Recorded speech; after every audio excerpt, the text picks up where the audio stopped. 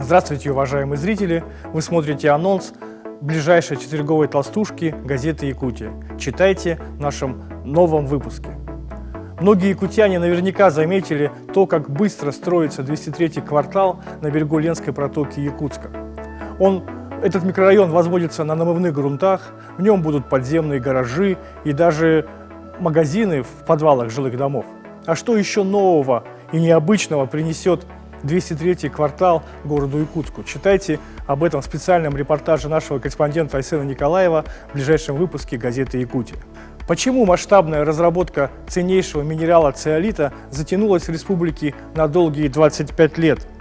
В каком объеме и для чего он нужен Якутии? И, наконец, что показали научно-производственные испытания, прошедшие недавно? Какими целебными свойствами обладает этот материал? Ответы на эти и другие вопросы читайте в материале обозревателя Ирины Членовой в рубрике «Сути дела» нашей ближайшей толстушки. Вторая комплексная научная экспедиция Российской академии наук фактически началась. Об этом в эксклюзивном интервью нам рассказал председатель Якутского научного центра «Саран» Михаил Лебедев. Что включает в себя обширная программа исследования?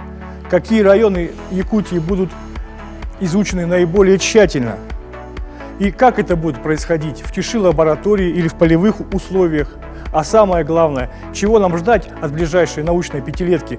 Об этом читайте в нашем ближайшем номере. Эти и многие другие материалы, а также традиционные сканворд, гороскоп и ТВ-программа на неделю в нашей четверговой толстушке. Газета «Якутия» – все о главном, главное обо всем. Оставайтесь с нами, будьте в курсе событий.